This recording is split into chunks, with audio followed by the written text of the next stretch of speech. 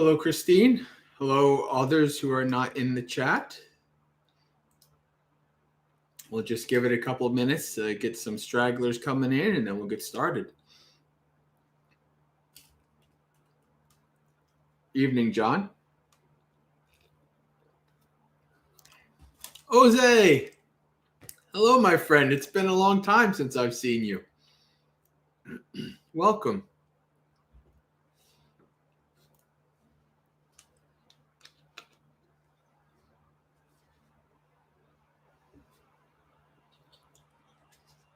From one Jose to another.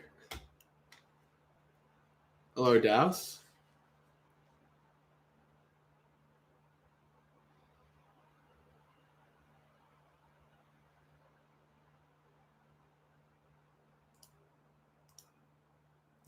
Working too much.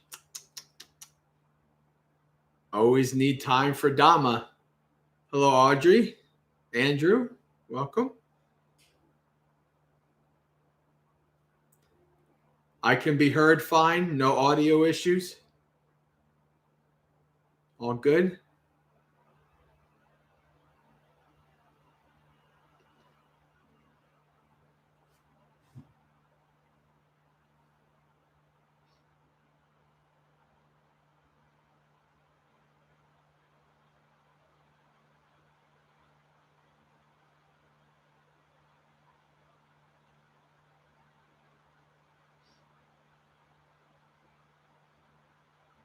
Pretty good audio tonight. All right.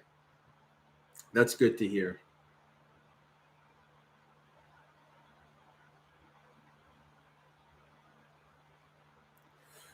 All right. We have 8 people with us right off the bat. Hello, Elaine. Welcome. Okay. So let's get started. We're going to do our Maggaseka chanting book. Beginning chant, Metta Bhavana. Which is on page such and such 93. Namo tassa bhagavato arahato samma sambuddhassa. Namo tassa bhagavato arahato samma sambuddhassa. Namo tassa bhagavato arahato samma sambuddhassa.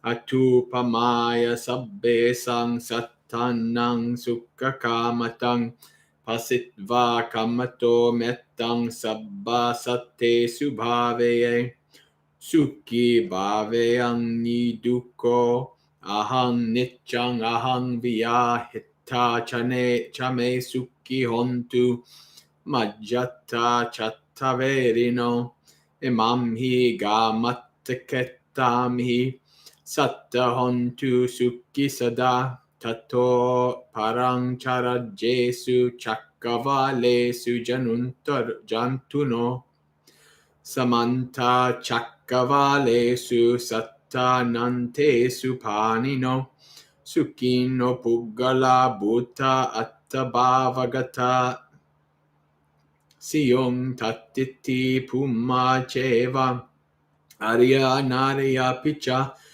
Devanara payata tattadasa disasu chati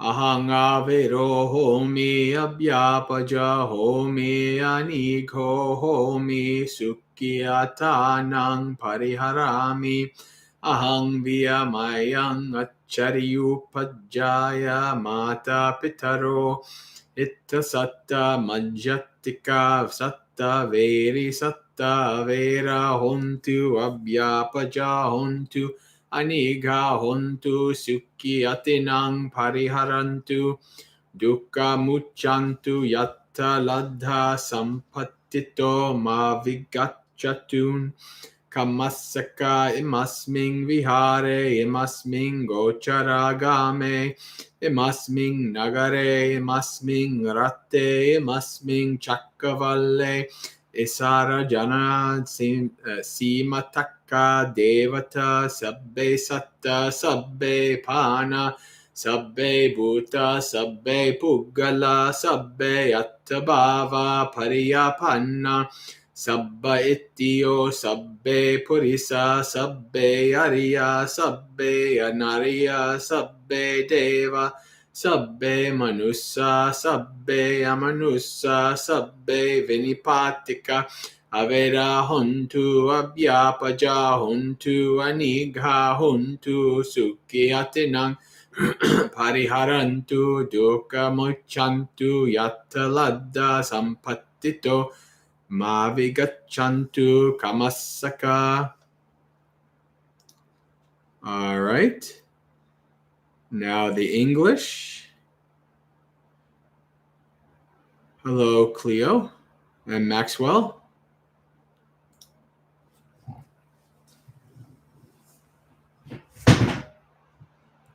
Having seen that all beings, like oneself, have a desire for happiness, one should methodically develop loving friendliness towards all beings. May I be happy and free from suffering. And always, like myself, may my friends, neutral persons, and the hostile be happy too. May all beings in this village, in this state, in other countries, and in all the world systems be ever happy. May all persons, individuals, beings, creatures, and all the world systems be ever happy. So too may all women, men, noble ones, non-noble ones, gods, humans, and beings in the lower worlds be happy. May all beings in the 10 directions be happy. May I be free from hatred. May I be free from affliction. May I be free from worry. May I live happily as I am. So also may my teachers, spiritual guides, parents, and friendly, indifferent, and hostile beings be free from hatred. May they be free from affliction. May they be free from worry. May they live happily. May they be released from suffering. May they not be deprived of their fortune justly acquired. All have Kamma as their own. May all who are in this temple, in this village, town, country, galaxy, and may all higher beings, devas who are in this place, all beings, all living things, all creatures, all persons, all those who have arrived at a state of individuality, all women, all men, all noble ones, all non-noble ones, all gods, all humans, all non-humans, all those who have fallen to woeful states, be free from hatred. May they be free from worry. May they be free from fear. May they live happily. May they be released from suffering. May they not be deprived of their fortune justly acquired. All have Kamma as their own. All right, friends. Welcome to Dhammapalooza, another Monday and another evening of Dhamma, a festival of Dhamma, a palooza of Dhamma. So for those of you who have been to many of these, you know the drill, but if there's anyone who hasn't, I will explain a few things. First of all, we have 2 hours here from 8 to 10 Eastern. For others, different time zones. So I appreciate everybody here. We always have interesting people from New Zealand and Eastern Europe and different places. It's always good to see all of my friends from all over the world. So what we're going to do here is we have a variety of Dhamma-related activities that we do. We did some chanting. Later on, we're going to do some guided meditations. In between that, it's going to largely depend on you guys, whether we have Q&A, Dhamma talk, some kind of community discussion. I like to make sure that you guys are included in this. It's not just me yapping on for an hour and a half, which you all know I can do if I need to, right? We can read a sutta, all kinds of things. I have backups for suttas and topics that I can talk about, but I like to get you guys involved with this. I like to get your thoughts, your questions, your topics that you'd like to discuss. So what I'm going to do now is I'm going to just keep an eye out in the chat for the next couple of minutes. And if you have a topic you'd like me to discuss, if you have a question for me that you'd like me to attempt to answer, you're more than welcome to type those in the chat. And feel free to talk to each other in the chat too. Say hello to each other. While I'm talking, right? While I'm talking or something like that, it's perfectly fine to type in the chat. You're not interrupting. You're not distracting me. Definitely talk in the chat. That's what the chat is for. That's what everybody is together for, is to be together and to, to engage with each other and then also engage with me. So please definitely feel free to do that. You're not distracting. You're not doing anything wrong there. So let's see. What can we have for the chat? All right. Adriana, our moderator and band hammer, is here. That's why she has the little wrench by her name in the chat. It means she can rain down the hammers like she had to do for the very first time last Dhammapalooza, when we had our very first troll attack, which was quite interesting. Maybe we'll have another troll attack today. We'll see. Make things a little interesting around here. All right.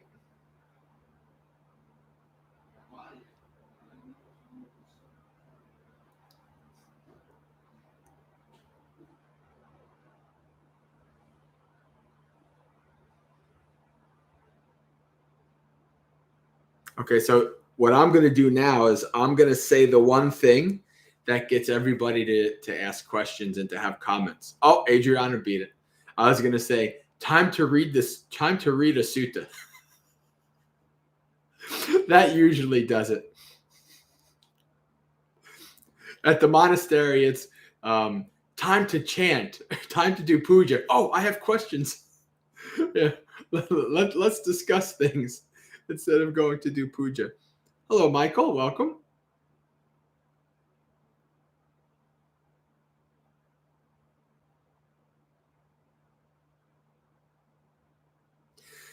Cleo says finding happiness at all things, even trolls. Yes, of course.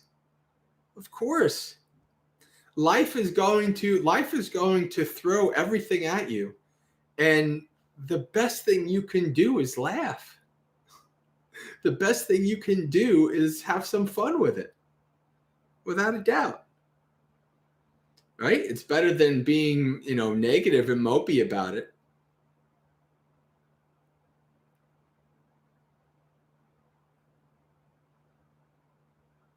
And besides, like I said, I'm an old school early internet gamer. You never feed the trolls. They grow powerful. Haven't you ever heard of the anger eating demon? Do you guys know? Is there anybody in the chat who has never heard the story of the anger eating demon? Since we already did a meta chat, might as well bring in the anger eating demon. When you know the story of the anger eating demon, then you'll never feed the trolls. So Adriana has a question. Bhante, how would you recommend letting go of the achieving mind state? I feel like so often I get caught up in our overthinking. If I've been mindful enough, if I've been practicing enough, the answer to that is you haven't. That's the answer. Unless you've been mindful and practicing every moment of the day, you haven't done it enough. But that's also okay, because the only people who can do it every moment of the day are awakened beings, right? So it's never going to be enough, but there's going to be what you can do, right? And as you're progressing, as you're developing, you're trying to do it more and more and more, right? And you can't, if your overachieving mind is trying to push, especially when it comes to matters of insight and wisdom, this is not something that you can grind out, right? This is not something that you can just, grind and trying to get it, right? You can meditate, even if you like meditating a lot. Insight comes when the conditions are right for it to come, right? You have no control over that.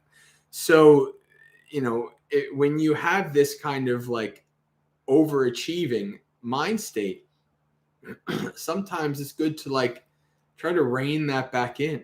Remind yourself, that this is a marathon, not a sprint, right? What that means is this is a long distance thing, not a short, fast thing, right? So that's why it's the middle path, right? You take it the middle way, not too easy, not too hard. You're just following the path. Yeah, achievements and insights and everything will arise as they arise, right? All your job is to just keep following that path. That's it. Right? Sometimes you have to rein yourself in. Like one of the interesting things that I've noticed in the years, like when I lived at Bhavana and I had so little energy,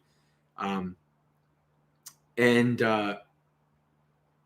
I would notice when I did have a lot of energy, it would be like I was like rearing to go, just like it was always like I couldn't, like hold it in, but I'd just be like want to exert that, and I said, oh no, calm, let's use this energy.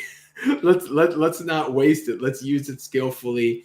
Let's use it beneficially, so that I don't overexert myself and then I'm tired already, which I did do. So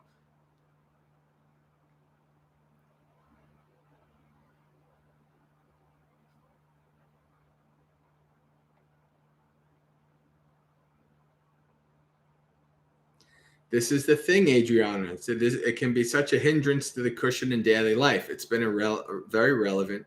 So I want to. You've heard me talk a bazillion times about being an avatar of the path, right? This is not, like I said, it's a marathon, not a sprint, right? The goal is to follow the Noble Eightfold Path. That's it, right? If you are focusing on the Noble Eightfold Path, you are going somewhere. You're heading towards Nibbana. You're heading towards wisdom and freedom and all of these things. But you have to keep your focus in the day and just following the path. And that's it. Not worrying about the future and how far did I come? How far am I going to make it by next week? Right? All of these kind of things. This is all mind states, impulses, thoughts that arise that cause suffering if you attach to them. So don't attach to them. Let them be. Right? You just say, I don't know about these things, but all I'm doing is just following the path. That's what I'm going to do. That's where my focus is. Follow that Noble Eightfold Path. Practice, develop that Noble Eightfold Path. Make it your vehicle. And that's as far as you need to go in terms of worrying about, am I doing enough? Am I not doing enough? All these kind of things. And as you develop the wisdom, as you practice long enough, you'll know if you're being lazy. You'll know if you need a rest, if you're pushing yourself too hard.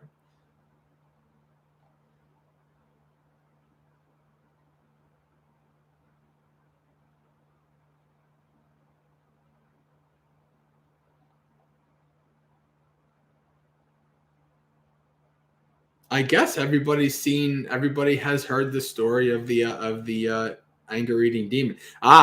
Cleo, but I do have to say something. The story of the anger eating demon is not an Ajahn Brahm thing. It is a sutta thing, and technically Ajahn Brahm has it wrong, right? But it's not just him. In the tradition, it is told, the story itself is told in a way that is the exact opposite of what it is in the suttas, which is quite interesting. So this is the way the anger-eating demon is told by Ajahn Brahm, but also not Ajahn Brahm. I've heard it from other more senior monastics in the Thai tradition and stuff like that. So this is the way it's told. So both the sutta and this twisted story take place in yes, you do, Adriana. You just forgot because it's been a long time since we spoke about it. We have spoken about it. That is for sure. As a matter of fact, why don't I bet you, let me do this. I'm going to tell you the Ajahn Brahm, because again, I know every Ajahn Brahm story, every Ajahn Brahm joke. I've heard it all a million times. I watched his videos daily for like 7 some odd years. So I know how they all go. So I can tell you that.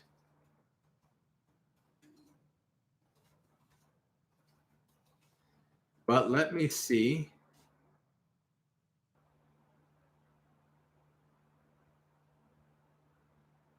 I'm trying to remember what it's called on Sutta Central.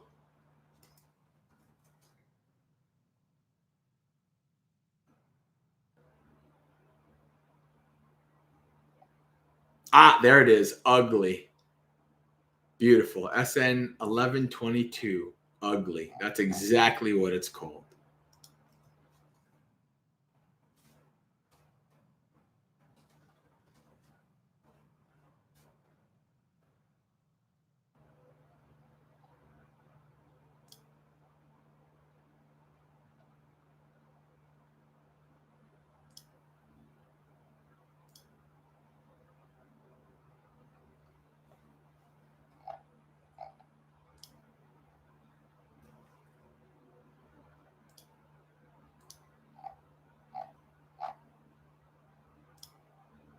Of course, it's the discourses with Sokka. Of course, it's going to be that. That makes perfect sense that it would be there. All right.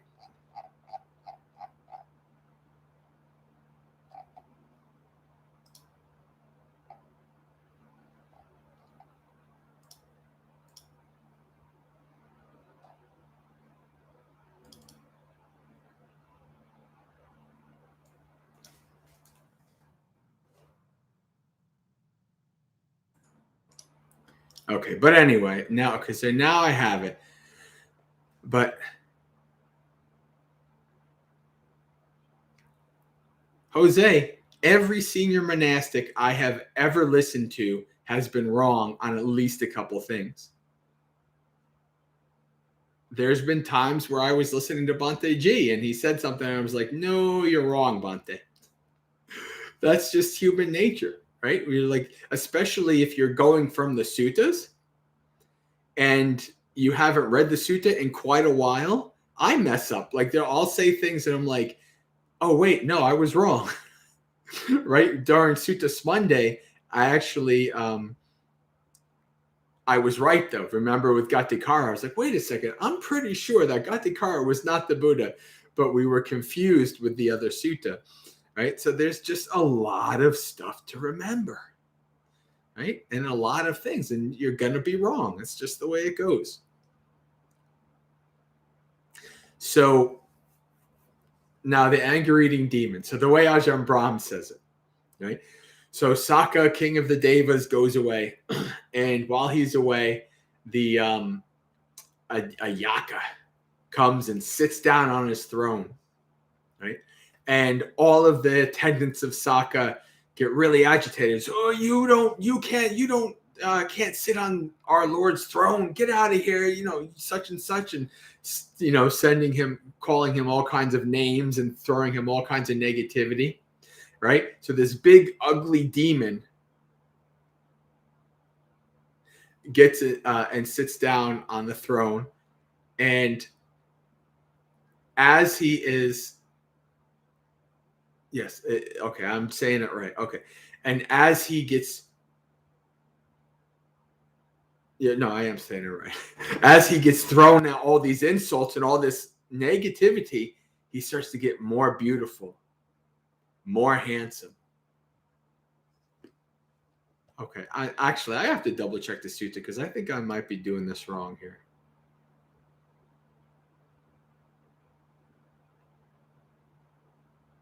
No, I'm reading it away from the suttas.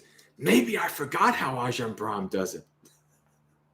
Maybe it's been so long that I actually forgot. See, there you go.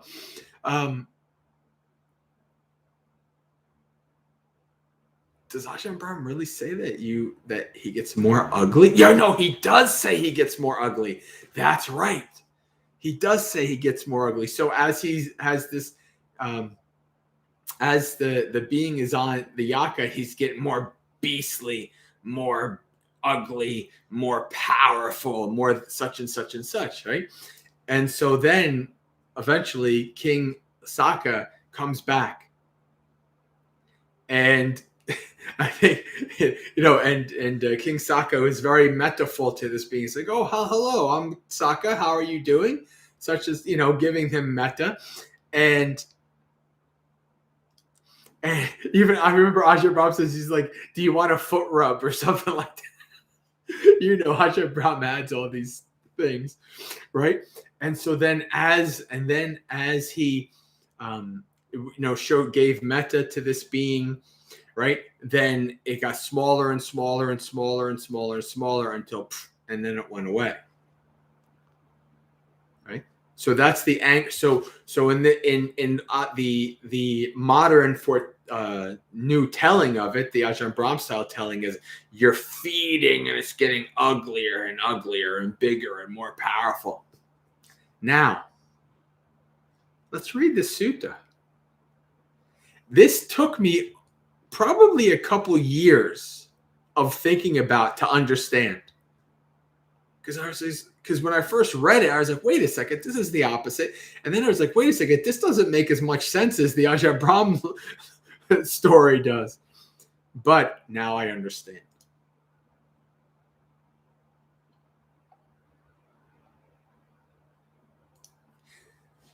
I don't think I've ever read the Sujato version. So I'm interested to see what Bhante Sujato is going to say here. So if you want to read it, there's the Sujato version. Near Savatthi in Jeta's Grove. Once upon a time, mendicants, there was a native spirit who was ugly and deformed. He sat on the throne of Sakka, Lord of the Gods. But the gods of 33 complained, grumbled, and objected. It's incredible. It's amazing. This ugly and deformed spirit sitting on the throne of Sakka, Lord of the Gods. But the more gods complained, the more attractive, good-looking, and lovely the spirit became.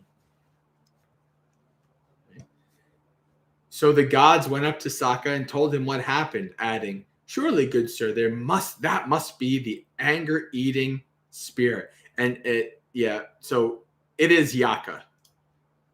This is Bhante Sujato is translating the spirit as yaka. Then Sakka went up to the spirit, arranged his robe over one shoulder, knelt with his right knee on the ground, raising his joined palms towards the anger-eating demon, and pronounced his name 3 times. Good sir, I am Sakka, Lord of the Gods. Good sir, I am Sakka, Lord of the Gods. But the more Sakka pronounced his name, the uglier and more deformed the spirit became, until eventually it vanished right there. Then Sakka, Lord of the Gods, guiding the gods of the 33, recited in verse. My mind isn't easily upset. I'm not easily drawn into the maelstrom. I don't get angry for long. Anger doesn't last in me. When I do get angry, I don't speak harshly, nor do I advertise my own virtues. I carefully restrain myself out of regard for my own welfare. So we see this is the opposite. And I said, well, why would it get more beautiful? Why would it be this way? And actually, it was reading another sutta that clicked it for me. It's the sutta where the Buddha is asked,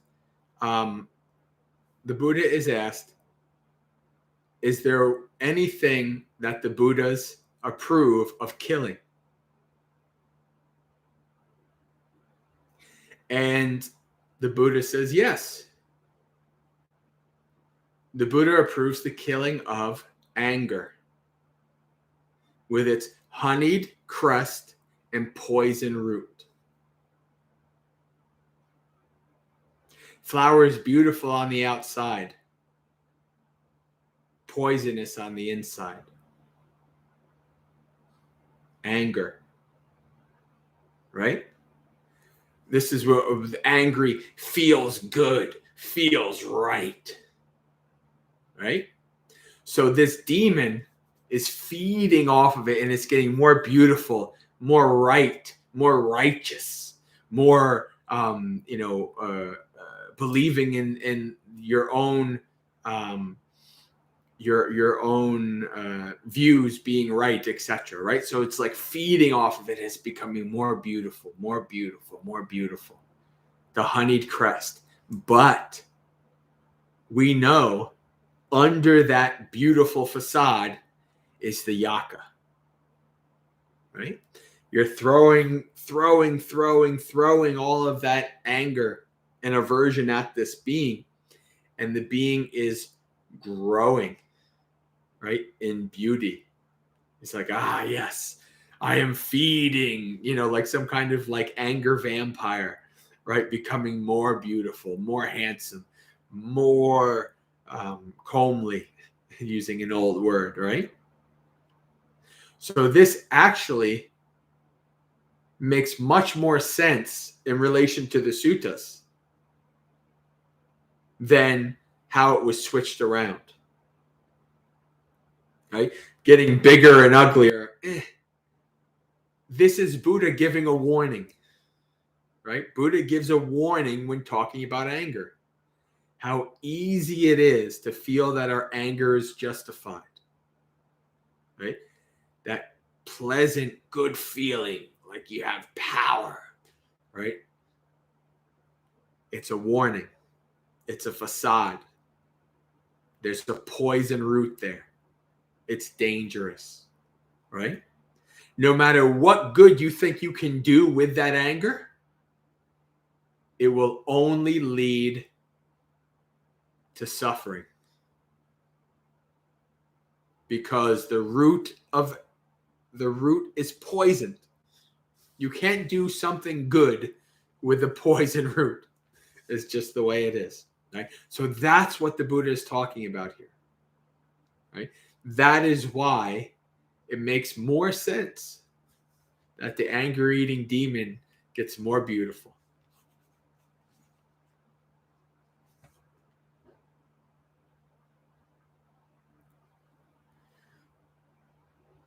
All right.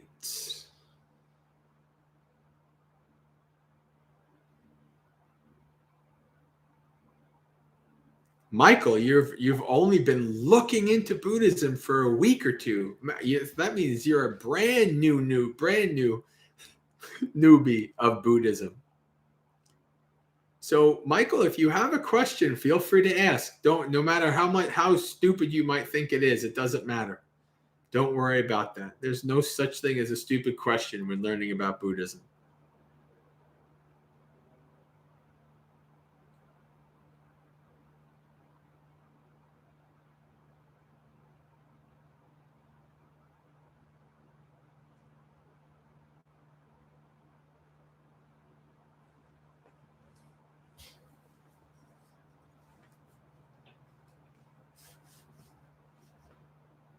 I never regret anything. That's a life decision.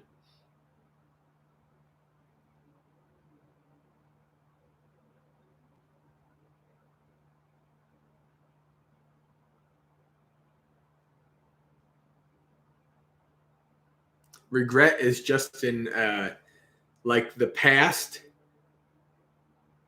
chaining you down. Like, I mean, what, 5 days to Christmas, right? Like what you call a Christmas Carol, right? Ebenezer Scrooge, right? When they the partner comes and he's all in chains, like the ghost, to tell him about the 3 ghosts coming. That's all regret is. It's just chains, right? Now, of course, it's not always easy to let go of those chains, right? That can be hard, right? But on the other hand, you have to kind of reflect, and you're just like, well, how long am I going to hold on to this, right? Maybe you did something really bad in the past. How long are you going to hold on to that? Are you going to beat yourself over the head with that for the rest of your life? Or are you going to try to use the rest of your life to be better, to do something more skillful, more beneficial, and more helpful for yourself and others? So having regrets is not worth it. The past is done. The past is shadows and dust. The future is uncertain. All of your work is done now, right? You wake up in the day. What is the best thing for me to do? Right? You can ask yourself that question.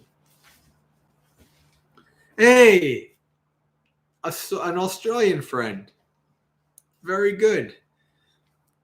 Back in the old days on our online community, we used to have Australian monastics and lots of Australian friends, all kinds of stuff. So I'm very familiar with our friends down under.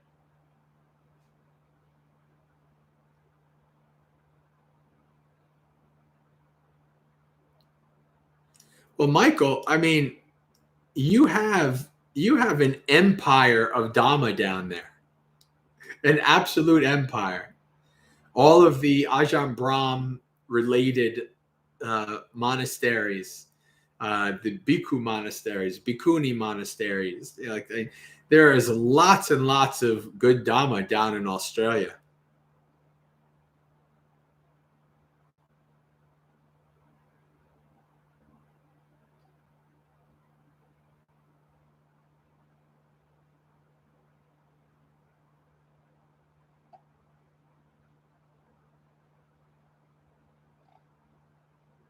Yeah, Adriana, I thought of the idea too late. I was almost gonna have like put up some Christmas lights, something like that. Yeah, but no Christmas lights for my stream, unfortunately.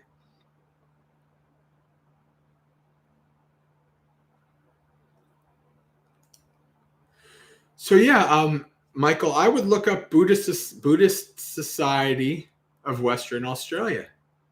There's also a Buddhist Society of Southern Australia. I don't think there's a Buddhist Society of Eastern Australia, but there's definitely a Buddhist Society of, maybe it's not called Southern Australia, but it is this, whatever the southern part of Australia. There's at least one Bikuni down there, at least. But yeah, Bhante Sujato got ordained under Ajahn Brahm. The only reason why Bhante Sujato is not Ajahn Sujato is because he knows the suttas, and he's an early text scholar, and he's like, this Ajahn thing is silly. I'm going to go with Bhante because that's how it was in the suttas.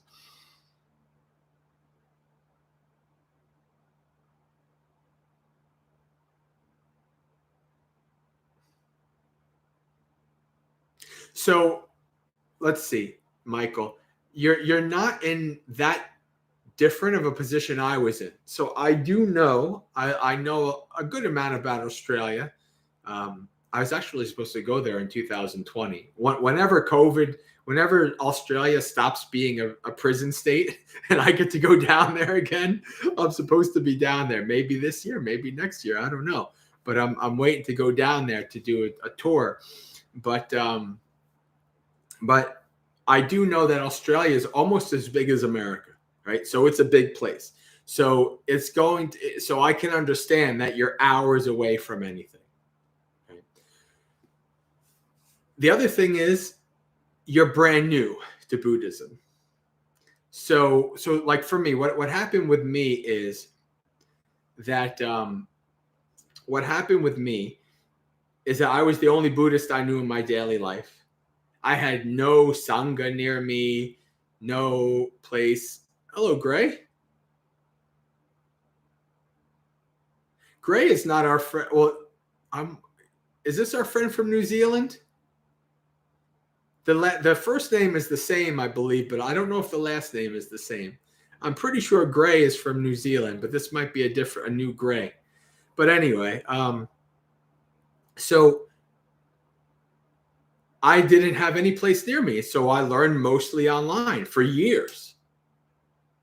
But then I found a Sri Lankan temple about an hour from me, and I would go there, and it was okay. It wasn't really that great. I mean, they weren't really there for like to teach me as a Buddhist convert. They were there for the Sri Lankan Buddhist people, and so we have Oceania representing here tonight. We have Australia and New Zealand. Very good. Well, now all we need is some of our Indonesian friends to come on. But I don't think any of our Indonesian friends have come on my streams ever. But so what I did was I learned online. Ajahn Brahm was, I mean, his online stuff, Bhante Yutta Dhammo's online stuff. I learned on the first time I ever heard a monk speak live was on an online virtual program called Second Life. Right?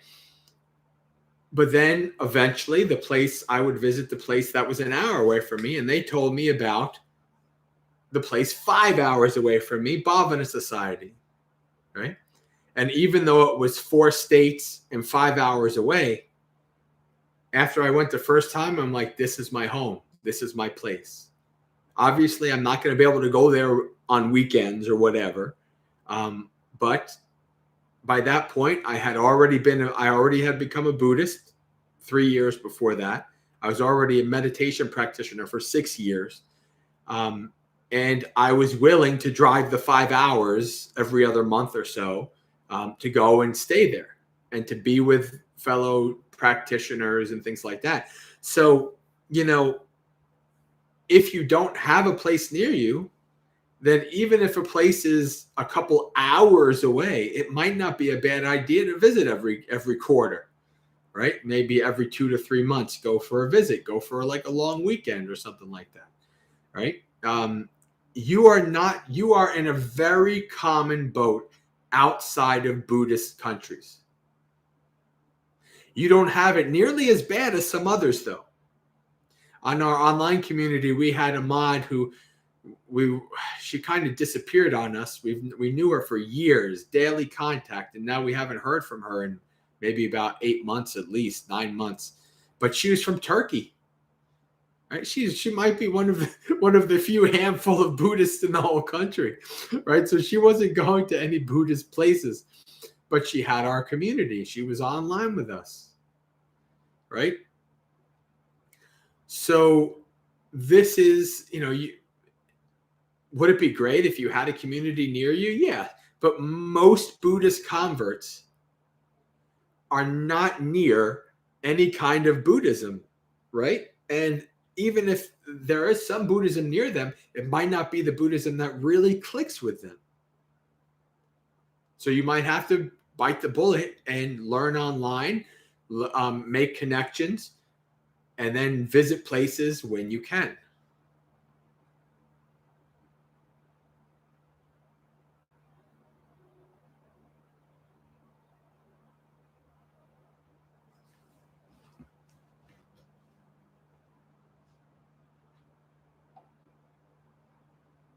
Is it feasible to go down the Buddhist path solo?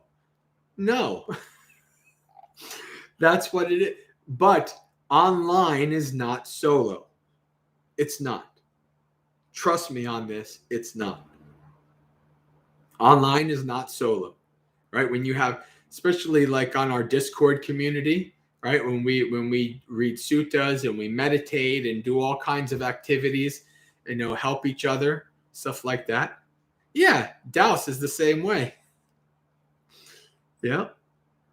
So, this is a very good thing.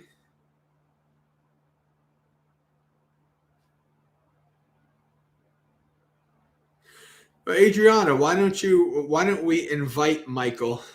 Usually we don't go for people who are brand new, but it might be worth, at the very least, it might be worth for you to see kind of like that, the possibility of a community and how beneficial it can be. So why don't we have Michael, give him the Magaseka email so that if he wants to come and join us, he can do so.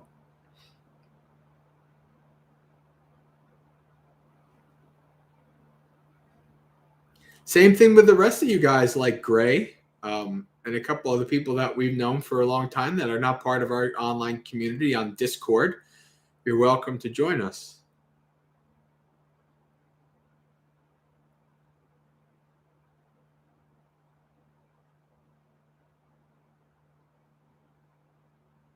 Oh, I didn't know Dhamma has 2 sessions for newcomers a month. That's a good thing.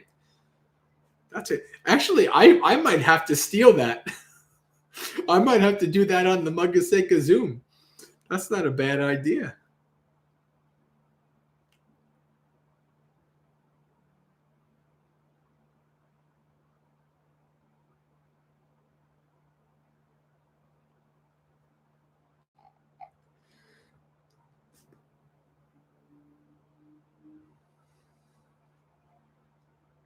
But I mean, when I was in my early days, when I was on Second Life on the Buddha Center, right? I would meet like there's a single person in Montana, there's a single person here, there's a single person there. It's very, very common in this world that outside of Buddhist countries, obviously, it's very common in this world that there's just not that much Buddhism around you. That's the way it goes.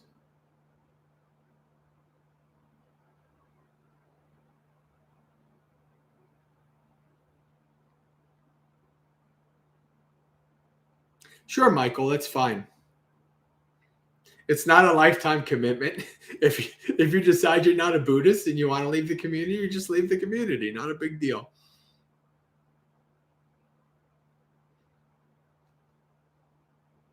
It's not a cult. And well, actually, that's good because online you can't get tracked like if it was a cult. Like, it's easy to leave the computer.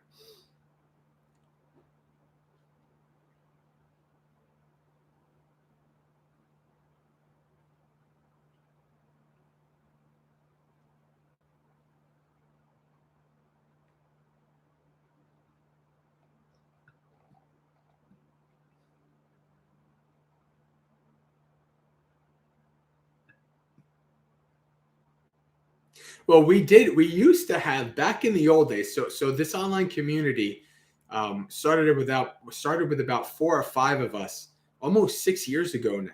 This May it'll be 6 years. And for a bunch of years we had it wide open for anybody to join, and it got too wacky. It was a bit too Wild West for me. We had like Satanists join and paganists and all kinds of wacky people saying all kinds of wacky things. So then, and we would like advertise it on Buddhist Reddit, and then it was just too much. So now we just basically allow word of mouth, and people who are in the community can ask for an invite for their friends and stuff like that.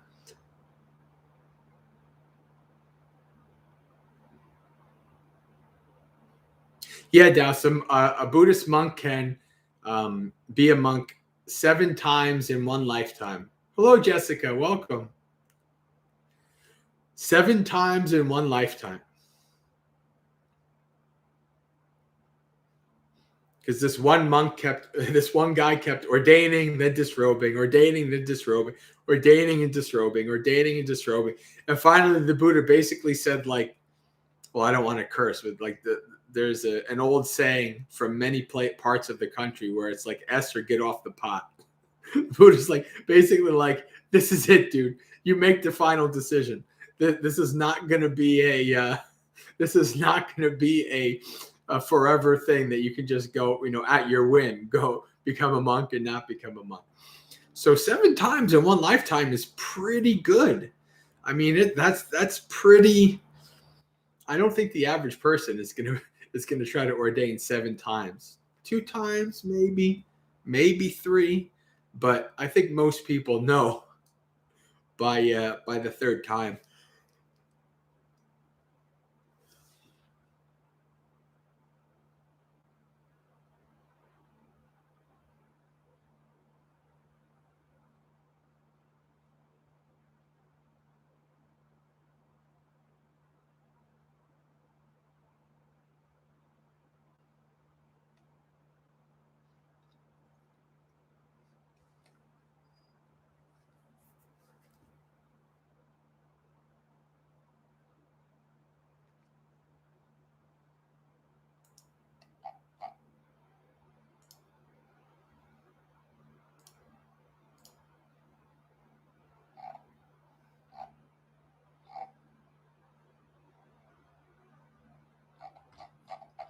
So let's read a sutta.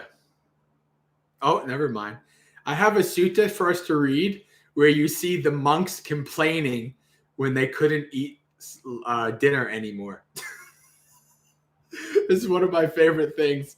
Like where the Buddha's like, nah, no more dinner. And they're like, but that's the best meal. That's great. Because did you know that it didn't start out that monastics only ate, before 12. It actually evolved that way.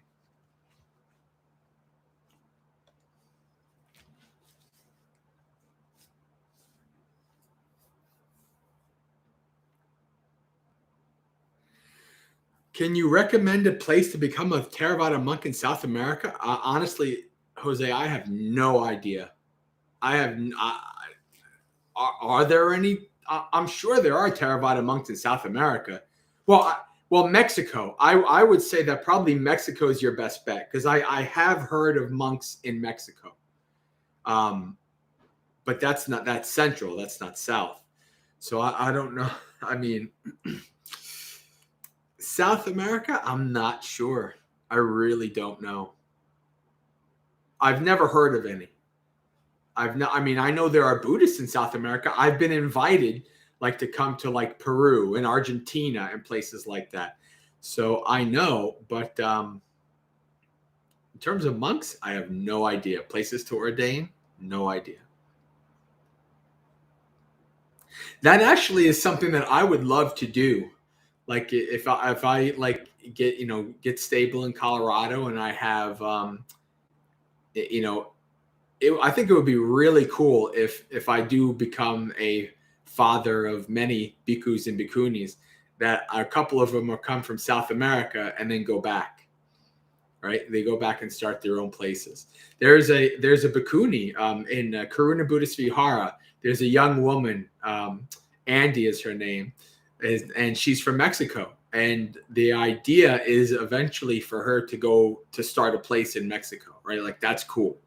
Like that is the kind of stuff that needs to happen. I'd like to see there be more Dhamma places in both North and South America. And Central America too. The whole thing.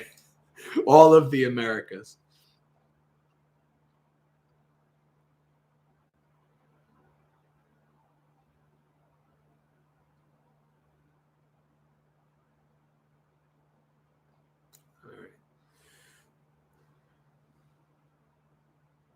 Adriana, a Samaneri or an Anagarika? Because she, as far as I know, she was due to become an Anagarika the day I left Colorado, the 28th of November. So I can't imagine that she's a Samaneri already. Really? I mean, I guess technically she could. And there's nothing stopping her, but usually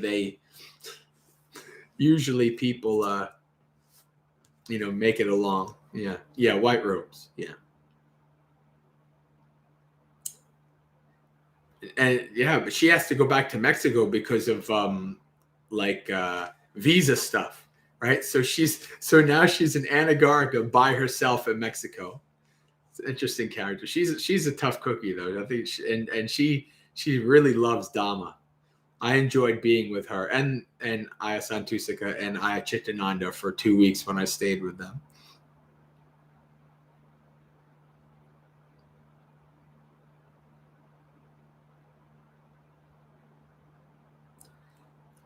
Cleo says, this is a bit off topic, but I was actually wondering about this earlier. Would that monk be a novice again, or would he start as a bhikkhu? So there is no rule that says somebody has to be a samanera or samaneri first.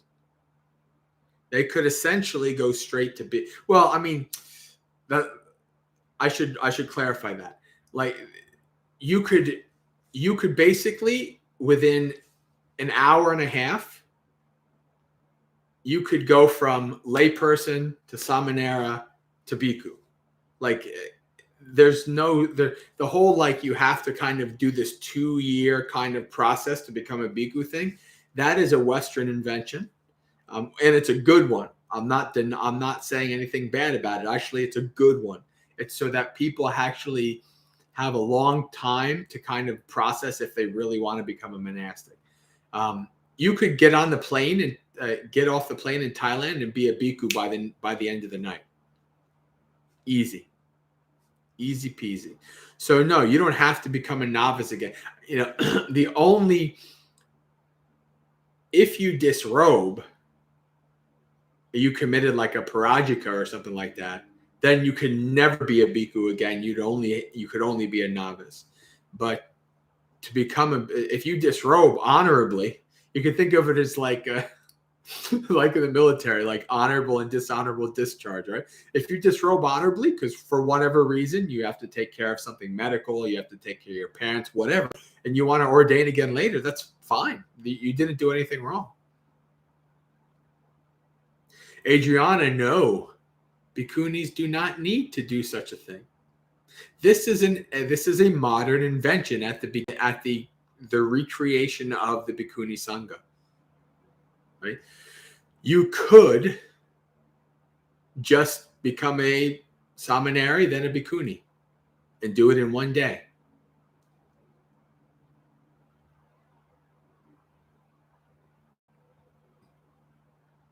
Daus, you're not wrong. Daus says about being a monastic is like being in the military. And this is why I actually say, like, people who were in the military and who have that discipline actually can make good meditation practitioners and good monks, because they are kind of used to it.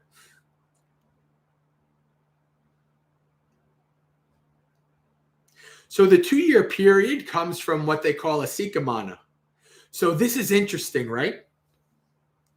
You guys know that the minimum age for a man to become a bhikkhu is 20.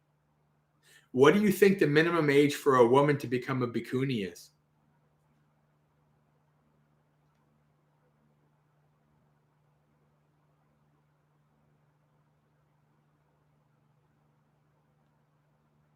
Any guesses in the chat? Daus is going to call it. Oh, Cleo knows too. Yeah, like 13, 12, 13, right? And this is why, because of, Cleo knows. Very good. Cleo must have spent time around bhikkhunis. Yes, because if she's married or she's pregnant, right? Things like that. Yeah. So there's this special thing called a sikamana, which allows the young girl to move towards becoming a bhikkhuni. Right? It's not really needed in the modern age, but what happened was, Adriana, and this is all my learning being with Ayatataloka during Vasa, learning these things. What happened was the monks who brought back the Bikuni Sangha made this decision to include this 2-year thing from a sikamana into the samaneris, right? And it was kind of like a thing of like trying to say, hey, they're going to be trained, they're going to be, well versed, etc. It was basically them trying to like make it easier for more people to accept the bhikkhunis coming back. That's really what it's for, but it's not really needed. But yeah, I didn't know this was going to turn into Bikuni Vinaya hour, but it's quite interesting. But yeah, I did Vinaya classes with Ayati and the Bikunis and Samaneris and Anagarikas at Dhamma for 3 months. It was quite an interesting experience. I was not expecting Dousing Cleo, man. You get a bonus on that because I was not expecting those answers to come so quickly. All right. So it's 9 o'clock. Why don't we read this sutta? And you could see the monks lamenting and complaining. We could. Oh, Dhamma taught you. Okay, there you go. we'll see the monks lamenting and complaining about not having dinner anymore.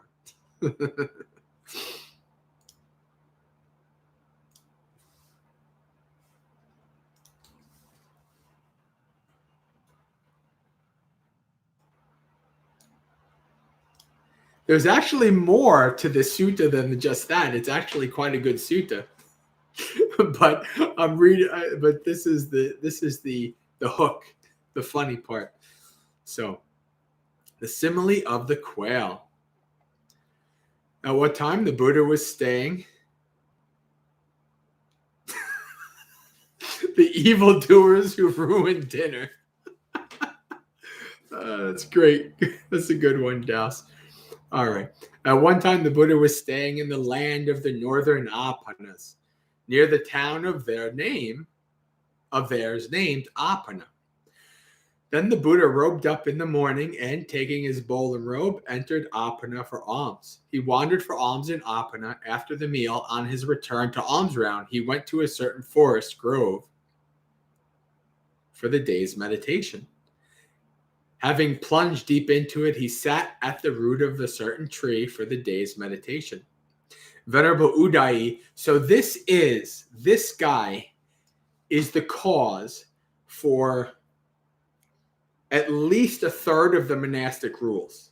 So this guy broke, they weren't rules then, but this guy literally was the person who caused the Buddha to make a ton of monastic rules. This Udai. Now, there is a happy ending to this story because he does eventually become awakened. But boy, is he like Jerry Springer. You see all the stuff that this guy does. But anyway, he robes up, taking his bowl and robe, enters Apana for alms. He wanders for alms in Apana after the meal. On his return from alms round, he went to a certain forest grove for the day's meditation. Having plunged deep into it, he sat at the root of a certain tree for the day's meditation. Then, as Venerable Udai was in private retreat, this thought came to his mind. The Buddha has rid us of so many things that bring suffering and gifted us so many things that bring happiness. He has rid us of so many unskillful things and gifted us of so many skillful things. Then, in the late afternoon, Udai came out of retreat and went to the Buddha. He bowed, sat down to one side, and said to him, "Just now, sir, as I was in private retreat, I thought this came to mind." And we know this. For we used to eat in the evening, the morning, and at the wrong time of the day. But then there came a time when the Buddha addressed the mendicants, saying, "Please, mendicants, give up that meal at the wrong time of the day." And at that, sir, we became sad and upset. So this is obviously Venerable Udai at a later date. He's doing much better. So the Buddha's like, okay, it's time to give up dinner. And they became sad and upset. But these faithful householders give us a variety of delicious foods at dinner. And the Blessed One tells us to give us up. Tells us to give it up. The Holy One tells us to let it go.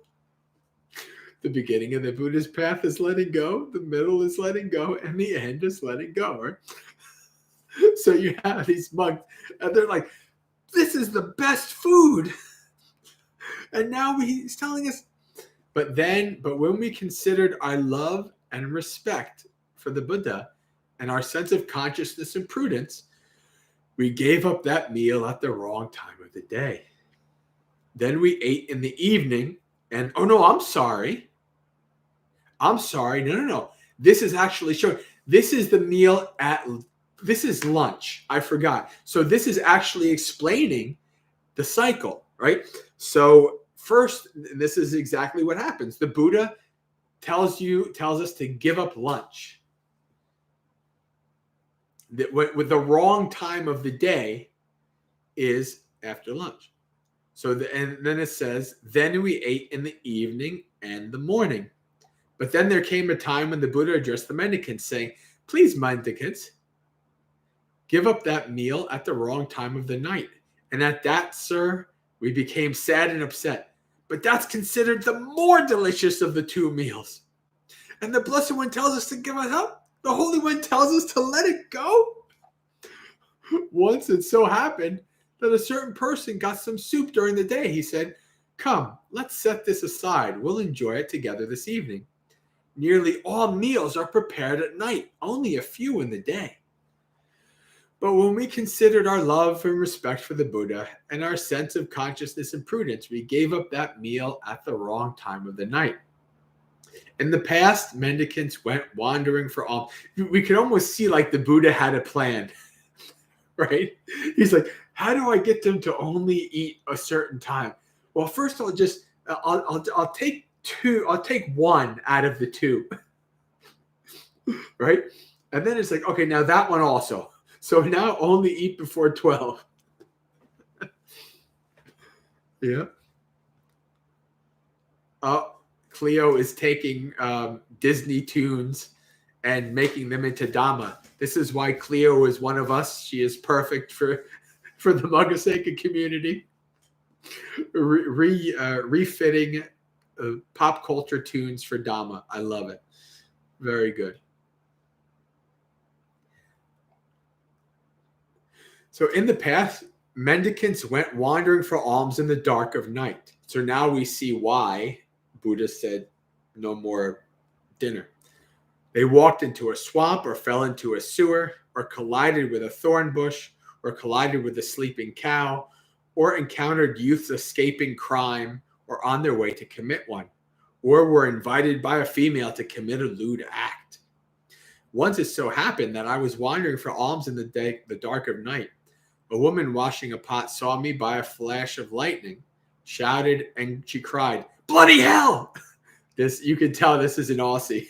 Bloody hell. Adriana, okay, this is another one. This is another Sujato-ism. Great. Let's see. What does it say?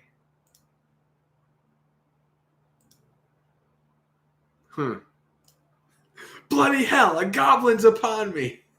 So a woman saw a monk and thought it was some kind of evil creature.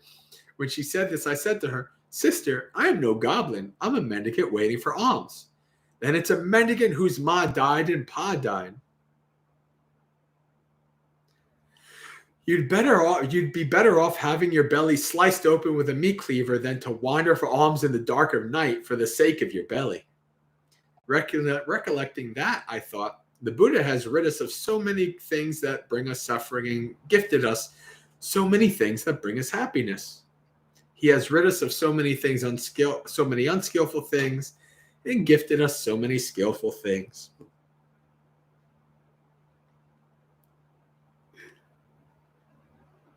Adriana, was this? Let's see.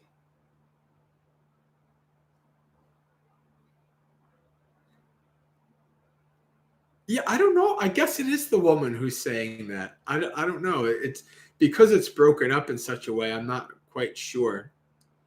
Because honestly, it sounds like something the Buddha would say. so maybe the woman said this, but the whole it's better to have your belly sliced open with a meat cleaver thing than wander in the dark. Probably that sounds like something the Buddha would say. So I don't know. That's a good question.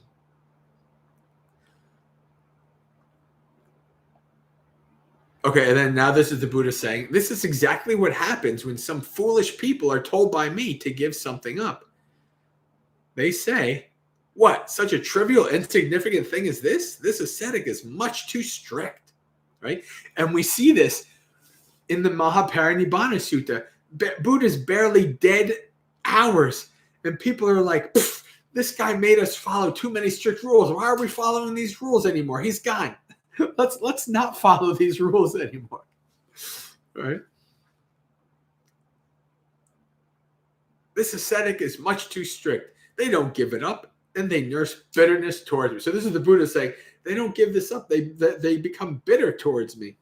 And for the mendicants who want to train, that becomes strong, firm, stout bond, a tie that has not rotted, and a heavy yoke. Suppose a quail was tied with a vine and was waiting there to be injured, caged, or killed.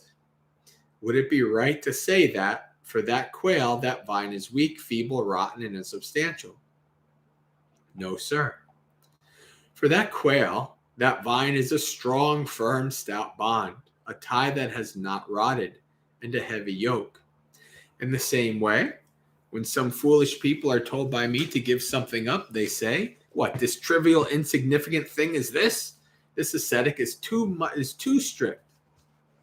This is the opposite, right? You have this one of my favorite sayings, one of the things that a part of me really wants to live by, where the Buddha says that my disciples do not breach even the minor rules, even at the sake of their own life, right? So the Buddha is like setting up this ideal of this is how you should be.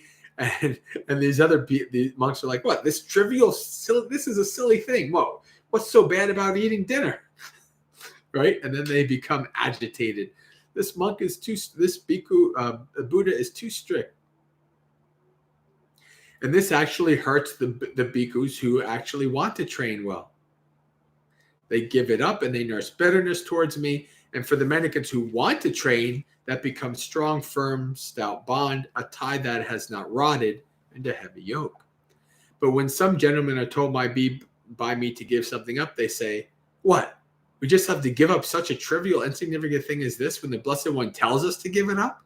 The Holy One tells us to let it go?" Yeah. They give it up and they don't nurse bitterness towards me. So see, this is an interesting mindset, right? So this is the mindset of negative, aversive mindset, like making such a big mountain out of a molehill, but then the Buddha says, but then they say, oh, this is a small thing. Why don't we just give it up? Why don't we just let it go? Right? Two different mindsets. And when the mendicants who want to train have given that up, they live relaxed, unruffled, surviving on charity, their hearts free as wild deer. Oh, I love that one. I really love that one. That is great. I want to copy paste that and save that. Their hearts free as wild deer, unruffled, surviving on charity. That's beautiful.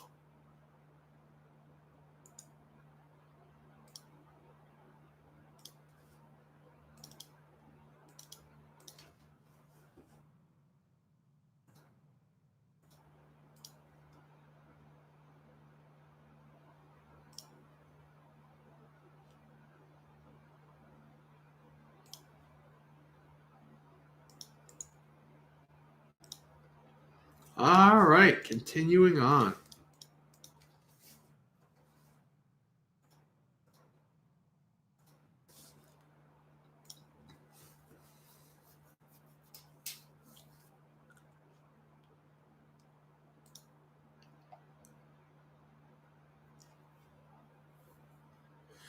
For them, that bond is weak, feeble, rotten, and insubstantial. Suppose there was a royal bull elephant with tusks like chariot poles, able to draw a heavy load, pedigree, and battle-hardened.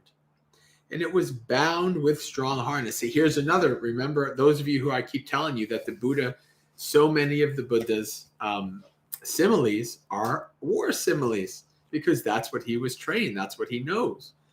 All right, so here we go. We go to a war elephant. And it was bound with a strong harness. But just by twisting its body a little, it would break apart its bonds and go wherever it wants. Would it be right to say for that bull elephant that strong harness is strong, firm, stout bond? A tie that has not been rotted? No, sir. For that bull elephant, that strong harness is weak, feeble, rotten, and insubstantial. In the same way, some gentlemen are told by me to give something up, and they say, what? We just have to give such small thing up because the Blessed One tells us? They give it up. They don't nurse bitterness towards me. You see what this is saying here? right? So if you have that kind of like negative, aversive mind state, you want us to leave it up? The Buddha is saying you are tied by a bond that you cannot break. But the mind state of Buddha wants us to give it up? Sure, no problem. It's like being an elephant trying to be held by a little rope, and the elephant just goes, breaks it, right? Lives free. This is important. Your mind state makes a huge difference.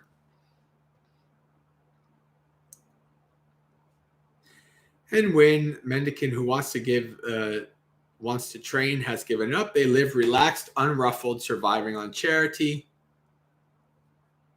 Their hearts free as wild deer. For them, that bond is weak, feeble, rotten, and insubstantial.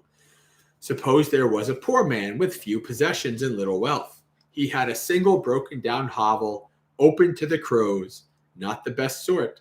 A single broken down couch, not the best sort. A single pot for storing grain, not the best sort. And a single wifey. What? What?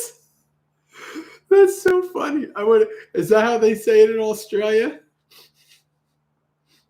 So basically, yeah, a single wife, not the best sort, but a single wifey.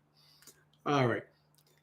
He'd see a mendicant sitting in the meditation in the cool shade, their hands and feet well washed after a meal, eating a meal. He'd say, that ascetic is so pleasant. The ascetic life is so pleasant. The ascetic life is so very skillful. And you see what the Buddha is saying here. This is not very different than like in the West, like the Western people have this, like, what do monks do? They just sit around all day. They just get fed. And what value do they give, right? So the Buddha is saying here, imagine this poor person who has to work and toil and then sees this monk sitting around meditating, and they're like, what's going on? Like, this is a good life. Why don't I just do what the monk is doing? Why am I suffering here? Right? He'd see a mendicant sitting in the cool. He'd think the ascetic's life is so very pleasant. The ascetic life is so skillful. If only I could shave off my hair and beard, dress in ochre robes, and go forth from the lay life to homelessness. But he's not able to give up his broken down hovel, couch, pot, or wifey, none of which are the best sort, in order to go forth. Would it be right to say that for that man, those bonds are weak, feeble, rotten, and unsubstantial? No, sir. For that man, they are strong, firm, stout bond, a tie that is not rotted, and a heavy yoke. In the same way, when some foolish people are told by me to give up something, they say, what, such a trivial, insignificant thing as this? The ascetic is too strict. They don't give it up. They nurse bitterness towards me. And for the mendicants who want to train, that becomes a strong, firm, stout bond. Suppose there was a rich man, affluent and wealthy. He had a vast amount of gold coin, grains, field, lands, wives, and male and female bonds. So not only does this guy have one wife, he has multiple wives. He has male and female slaves. Bhante Sujato translates as bond servants, I guess to make it a little bit nicer. I guess there is also a debate as to the specific type of slavery at the time of the Buddha as well, whether it was what they call chattel slavery or indentured servitude, etc. But he's the only one I know that doesn't use the word slave. But anyway, so we have this person who's rich. They have all kinds of things. He sees a mendicant sitting in a meditation in a cool shade, their hands and feet well washed, eating a delectable meal. He'd think, the ascetic life is so very pleasant. The ascetic life is skillful. If only I could shave off my hair and beard, dress in ochre robes, and go forth from the lay life to homelessness. And he is able to give up his vast amounts of gold, grain, fields, lands, wives, male and female slaves in order to go forth. Would it be right to say that for this man, they are a strong, firm, stout bond, a tie that is not yet rotted? A heavy yoke? No, sir. For that man, those bonds are weak, feeble, rotten, and insubstantial. In the same way, when some gentlemen are told by me to give something up, they say, we have to, well, what? We have to give up such a small thing because the Blessed One tells us to? Sure, why not? They give it up. Udai, there are 4 people found in the world. What 4? Take a certain person practicing to give up and let go of attachments. As they do so, memories and thoughts and connected with the attachments beset them. They tolerate them and don't give them up. Get rid of them, eliminate them, and obliterate them.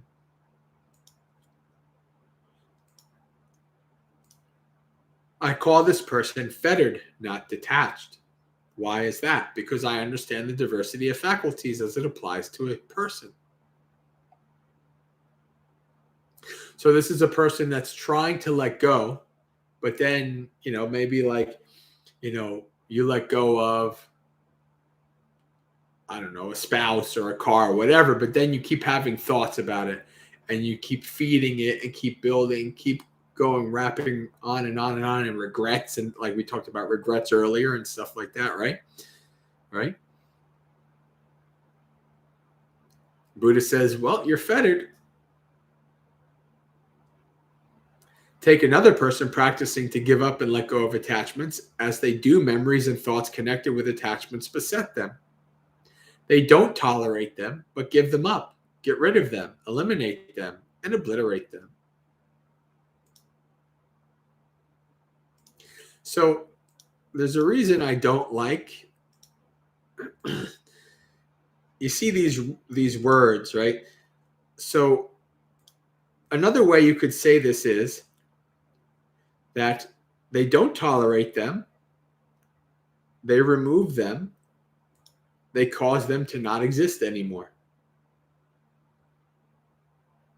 It sounds nice and poetic to say they eliminate and obliterate them, but then you have people who like take this and they're like, okay, well, I'm going to eliminate and obliterate my thoughts, and then they cause themselves more suffering, right? I don't think this is what the Buddha is trying to say here. But that's what this is meaning. It's meaning like you do what you know, you do what you can to skillfully abandon them, to let them go, to cause them to not feed them, to cause them to not exist. I call this person fettered, not detached. Why is that? Because I understand the diversity of faculties.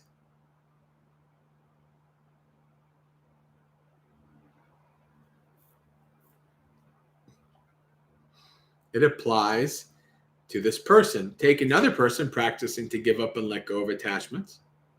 As they do so, every so often they lose mindfulness, and memories and thoughts connected with their attachments beset them. I'm sure we can all identify with that one, huh? That is definitely an easy one to understand.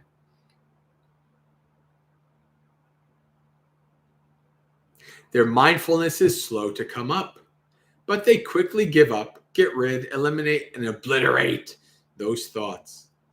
Suppose there was an iron cauldron that had been heated all day, and a person let 2 or 3 drops of water fall onto it. The drops would be slow to fall, but they'd quickly dry up and evaporate. In the same way, take a person practicing to give up and let go of attachments. As they do so, every so often they'd lose mindfulness, and memories, thoughts connected with the attachments beset them. Their mindfulness is slow to come up, but they quickly give them up, get rid of them, eliminate, obliterate those thoughts. I also call this person fettered, not detached. Why is that? Because I understand the diversity of faculties as it applies to this person. Take another person who understanding that attachment is the root of suffering. Interesting. Right off the bat, right? This is an interesting. Attachment is the root of suffering. Is freed with the ending of attachments. I call this person detached, not fettered. Why is that? Because I understand the diversity of faculties as it applies to this person. These are the 4 people found in the world. Udai, there are 5 kinds of sensual stimulation.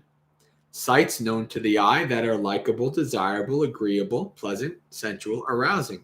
Sounds known to the ear, smells known to the nose, tastes known to the tongue, touches known to the body. These are the 5 kinds of sensual stimulation. The pleasure and happiness that arise from these 5 kinds of stimulation are called sensual pleasure. A filthy, ordinary, ignoble pleasure. Such pleasures should not be cultivated or developed, but should be feared, I say. Take a mendicant who, quite secluded from sensual pleasures, secluded from unskillful qualities, enters and remains in the first jhana, second, third, fourth jhana. That is called the pleasure of renunciation, the pleasure of letting go. That's what. So this word nikama, right? So when we hear renunciation here, we are not talking about becoming a monk. This is talking about letting go of sensual pleasures in the mind. That's why jhana, there's no hindrances, there's no sensual pleasures. It's only pleasure of the mind, right? This is called the pleasure of renunciation, the pleasure of seclusion, the pleasure of peace, the pleasure of awakening. Such a pleasure should be cultivated and developed and should not be feared, I say. So you should fear gross sensual pleasure, but you should not fear jhanic sensual pleasure. Very different. Take a mendicant who, quite secluded from sensual pleasures, enters and remains in the first jhana. This belongs to perturbable. And what there belongs to the perturbable? Whatever placing of the mind, keeping it connected, has not ceased. There is what belongs to the perturbable. Take a mendicant who, as the placing of the mind, we're coming close to the end, but we're also coming close to the last half hour. So I'm going to see if I can ellipse a bunch of this stuff.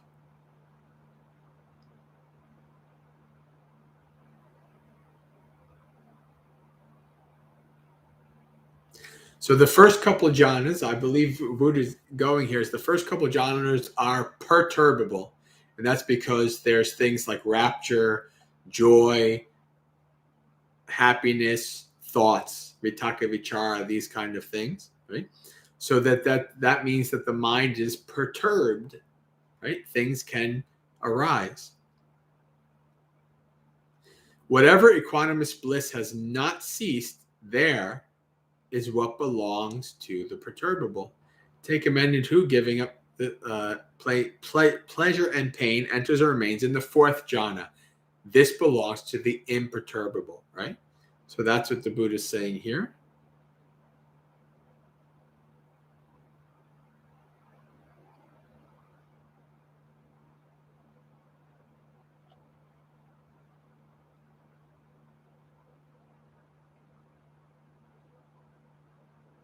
All right, so he goes into the arupa jhanas. I think we're probably done here. Yep, and then it ends. All right, because the ending stuff is fairly easily ellipsed, gotten out. So let us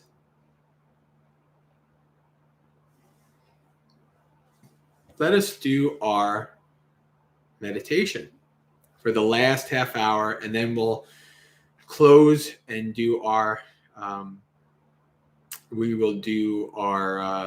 sharing of merits, final announcements, and we'll end for the night. So let us take our meditation postures, meditation positions.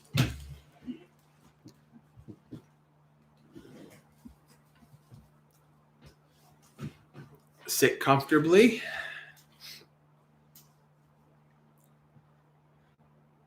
Close your eyes.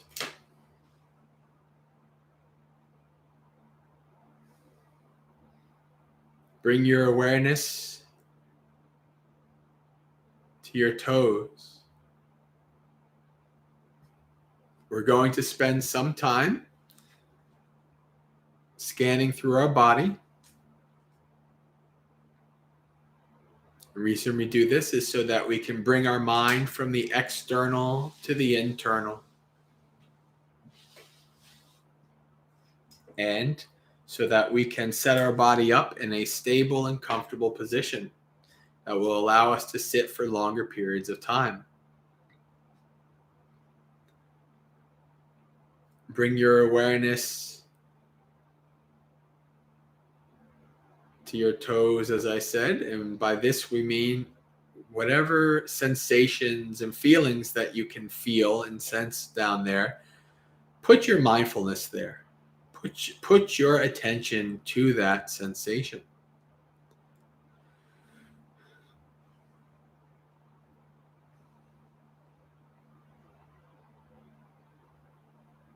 Bring your awareness up through your feet and your ankles.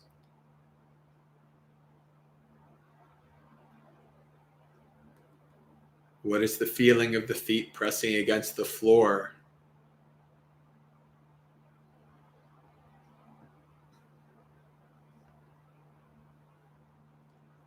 As we scan through the body, if you're having trouble connecting with any sensations in that part of the body, you can prompt yourself by asking, what do I see? What do I feel?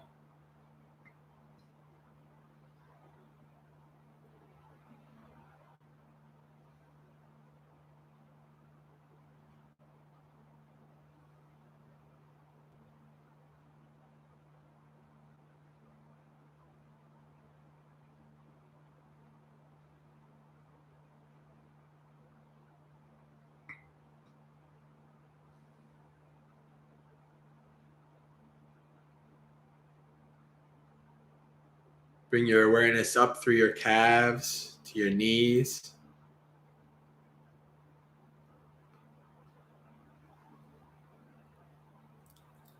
As you're scanning through the body, try to notice two things. Become aware of the balance of your posture and how that part of the body affects that balance.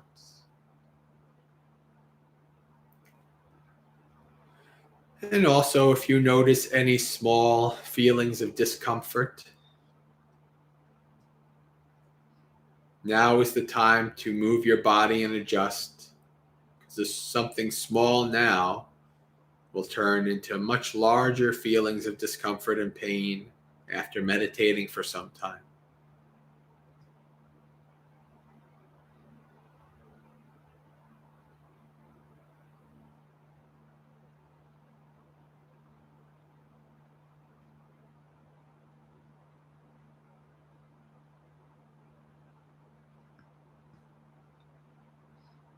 Bring your awareness up through your thighs,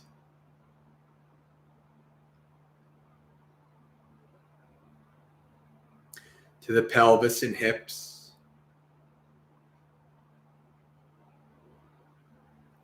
The position of the pelvis and hips impacts the balance of the posture of the upper body and the lower.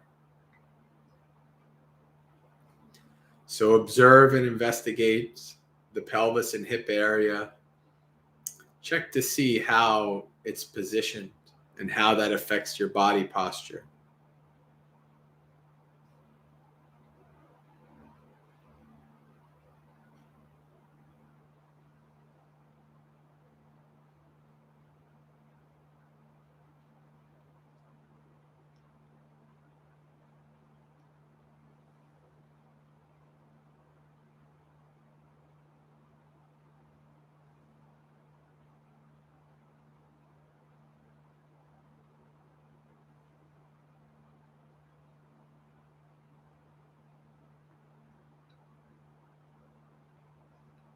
Bring your awareness up through your abdomen and your chest.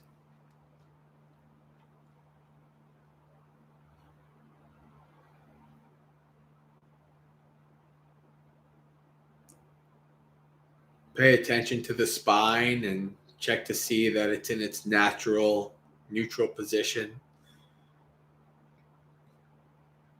not causing the upper body to lounge and slack here and there.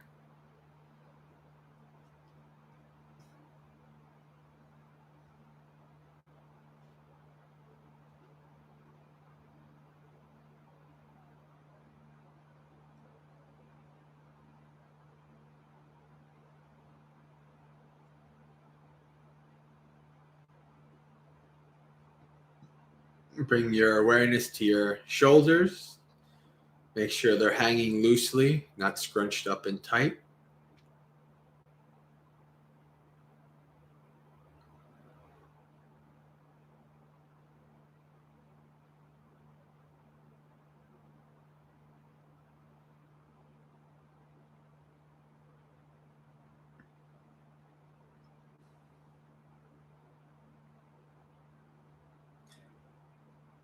And scan down through the elbows and hands. The position of your elbows and hands also affects your posture. So check to make sure that they're in a position that's comfortable and supportive of your posture.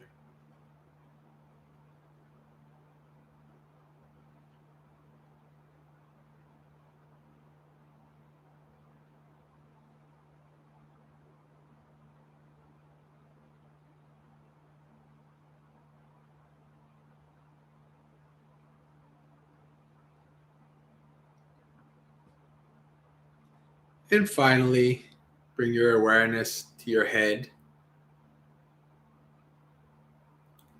Check to make sure the chin is parallel to the floor. Your head is resting comfortably, not slouching or leaning here and there.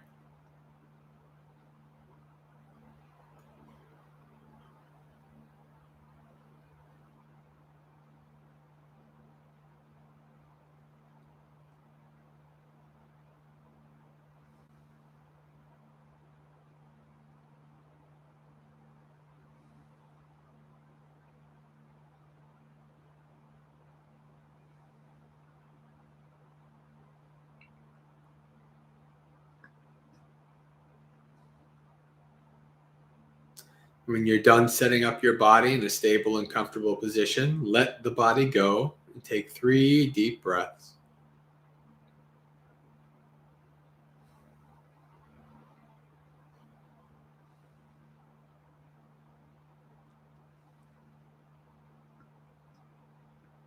And then let the breath go. From here on in, we do not wish to manipulate or control the breath in any way. This body has been breathing from the moment you were born and will continue to do so until the second you die. It doesn't need you to do its job. Your job is to simply observe and investigate the breath, to follow it as this body breathes in and this body breathes out.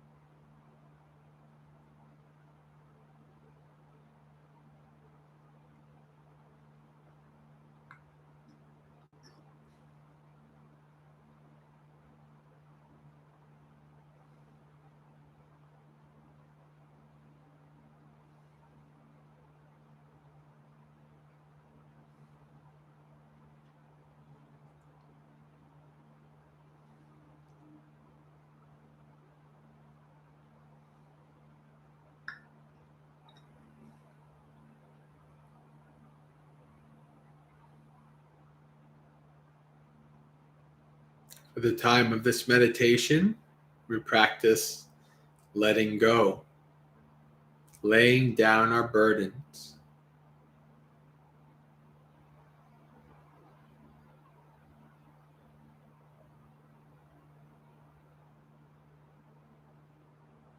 Putting down for the time being family and friends, work and school, worries about the future,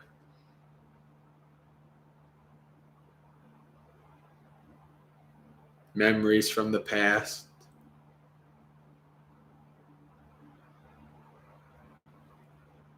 Let it go for now and follow the breath.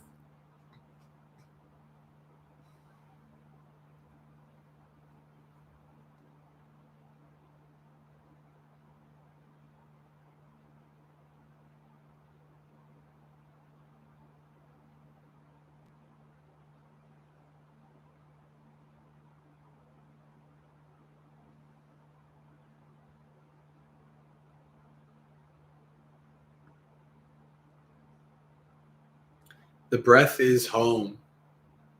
It's always there, waiting for you to come and visit. Whenever you need a breather and to practice letting go,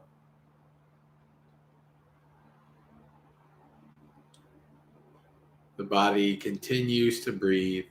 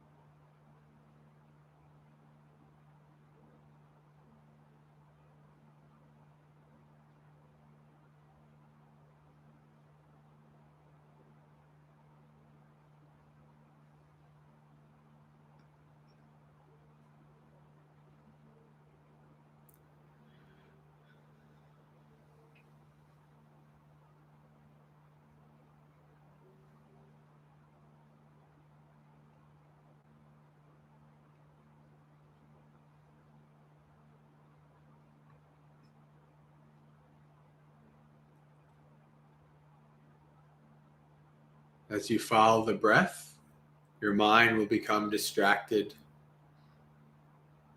It will get bored and will run away across the world or the universe to the past or the future.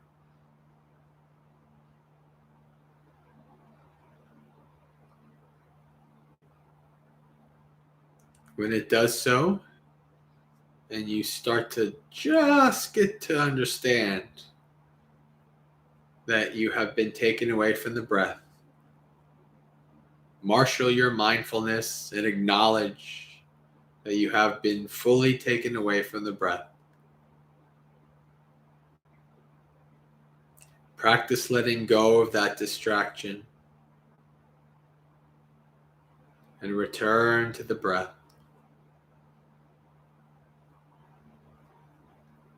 By letting go, we mean to practice not getting agitated and averse to the distraction, nor getting attached to it and getting involved in it, thinking more about it. Simply to let it go, let it be.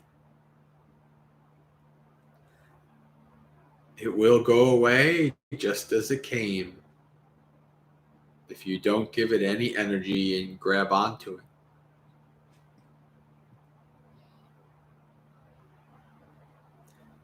Whenever distracted, acknowledge, let go, and return. Over and over again.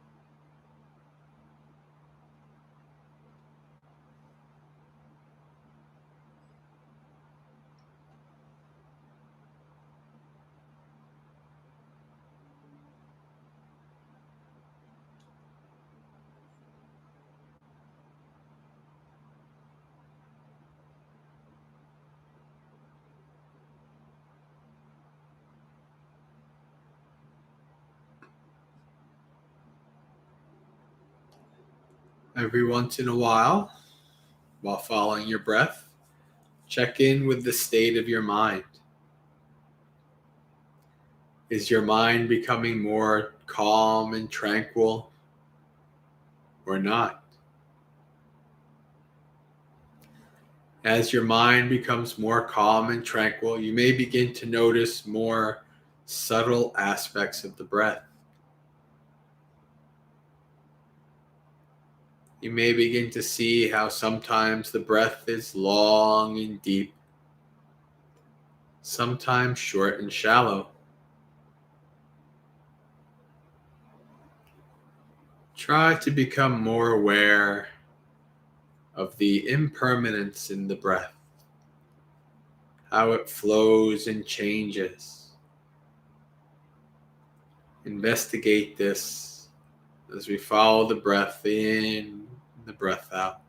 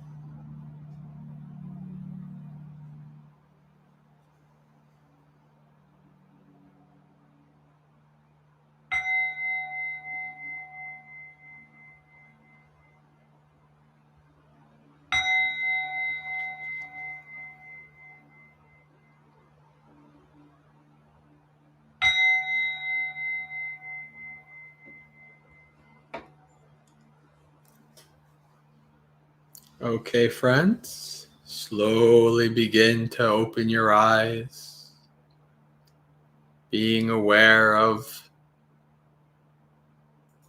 the external,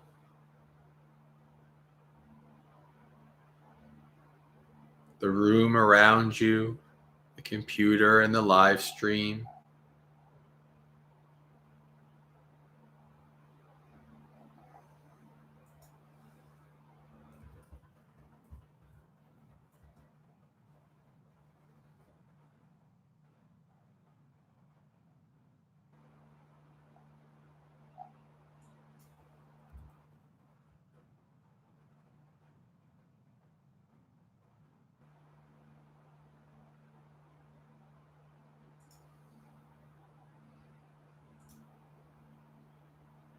Okay, friends, so let's do our sharing of merits.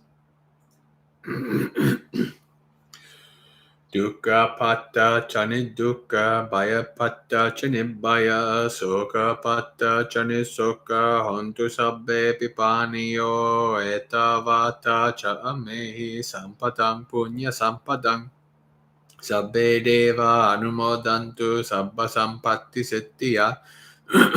Akasata chabumata deva naga mahiddika punyang tang anumoditva charang rakantu sasanang. May the suffering ones be suffering free, and the fear-struck fearless be. May the grieving shed all grief, and may all beings find relief. May all beings share this merit of ours for the acquisition of all kinds of happiness. May beings inhabiting heaven and earth, devas, yakas, and nagas of mighty power, share in this merit of ours. May they long protect the Buddha's dispensation. Sadhu, sadhu, sadhu. Excuse me. All right, friends. So we have come to the end of another Dhammapalooza. Thank you for attending and participating and engaging with us here, the Magaseka community. And so what we normally do here, we have Dhammapalooza every Monday night at this time.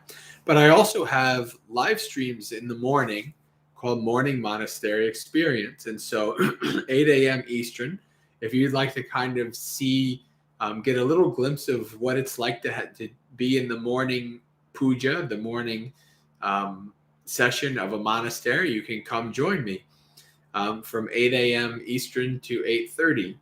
We do some chanting, precepts, and a little thought of the day. So a little teeny Dhamma talk for like 5 to 6 minutes, talk some Dhamma. And so that's what I do every morning except for Sundays. And well, this week, because it's a holiday week, I might be on and off, but I should mostly be doing it. I should be here to be able to do it. But anyways, friends, I hope this was very spiritually successful and beneficial for you. I wish you a very spiritually successful and peaceful rest of the week. Sukhi Hotu, may you be happy. Practice well and be well. And we are at exactly 2 hours. Good night.